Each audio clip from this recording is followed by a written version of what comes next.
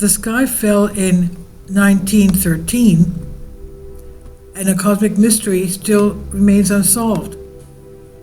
Every day, fragments of human-made space junk, shattered satellites, and rocket parts rain down on us. We're used to it, slow-moving, colorful streaks of burning plastic lighting up the sky, easily distinguished from natural meteorites.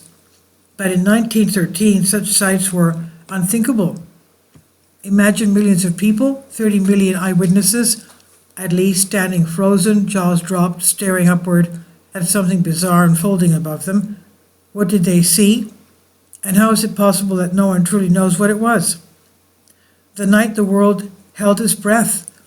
On February 9, 1913, from Canada to Brazil, a strange, unseen unease gripped the people. Instinctively, they looked up, and what they saw defied explanation. 40 to 60 massive flaming orbs crawled across the sky, moving parallel to each other in eerie silence. Okay, parallel to each other. The spectacle lasted 5 minutes, long enough to sear itself into memory. One eyewitness from Ontario, Canada, described it this way: a huge meteor appeared, split into and turned into flaming logs, spitting sparks. Then fireballs shot forward, racing ahead. A brilliant, transparent star-like orb swept through them, cutting across the sky. In Bermuda, the logs were absent, just glowing balls accompanied the rumbling and odd noises. Some swore the ground trembled before they even looked up. Newspapers the next morning screamed, "The end of the world has begun." But the strangeness did not stop there. Early on February 10, those still awake saw a second act. Dark objects tracing the exact same path across the sky, this time without the fire glow. So what was happening? A natural explanation or not? Astronomer Clarence Chant stepped in to calm the panic. He gathered hundreds of reports, calculated an orbit, and concluded the objects were circling Earth like satellites before falling. In 1913, artificial satellite was not a phrase anyone dared utter. It sounded absurd. So Chant proposed a natural theory.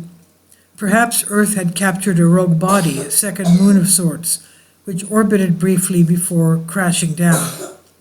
Another astronomer, John O'Keefe, ran with the idea, suggesting lunar volcanoes spat out rocks that formed a temporary ring around Earth. The 1913 event, he argued, was the last of that ring burning up. Sounds plausible until you dig deeper. Why it doesn't add up? Chant's orbit calculations held water. With observations spanning 11,000 kilometers, he nailed that part. But the rest? Modern science says no. Captured asteroids don't behave like this. They loop chaotically, not in neat orbits. And they really fall so slowly. Lunar volcanoes? They exist, but they don't hurl rocks into Earth's orbit. And Earth did not have a ring once. Dinosaurs might have seen it, but it was long ago, gone by 1913. And then there's a second wave on February 10. 5 hours later, the Earth had rotated, yet people saw objects on the same trajectory again. That's impossible for a single decaying orbit. Chant either missed this or ignored it, and it unravels his theory entirely. Today, experts like Don Olson from the University of Texas revisits the data, uncovering forgotten ship captain logs, but even they hesitate to explain it, so what's left? Could it have been artificial? The clues are tantalizing. The objects entered the atmosphere at an unusually low speed, as if gliding or attempting to controlled descent. Then they fragmented with fireball shots, suggesting explosions, hardly the behavior of a natural rock. 5 hours later, a second group followed the same path, perhaps another failed attempt to land between Canada, the US, and Brazil. If something did touch down, wouldn't we know? Stranger still, pre-1913, astronomers often reported second moons. One was said to shine like the sun at night, but briefly.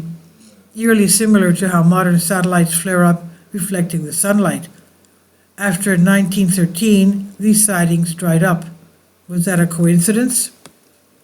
Echoes of something bigger? This was not the only time mysterious objects toyed with Earth. In 1952, the Washington Carousel saw countless UFOs swarm U.S. skies, even visible from the White House. Old photo plates from 1950 later revealed extra stars that vanished, possibly the same fleet scoping us out before their grand appearance. They didn't land either. Why does North America keep drawing these visitors? Some point to the Tunguska event of 1908 in Russia, hinting it was artificial as well, though scientists disagree. The unanswered questions? Natural or not, the 1913 event resists explanation. Were these robotic probes, battered from a cosmic journey, breaking apart on their final approach to Earth, or something else entirely? With all the data, eyewitness accounts, orbits, and anomalies, nature alone might not cut it. What do you think? Please leave your comments about this. This is from Solask. Thank you for your support. Please support my Patreon account. The daily posts are 5 videos daily, and they are totally different from what I have on my YouTube channel. Thank you so much for your support and that you find all my content so interesting. You'll find the Patreon account details in the description box below.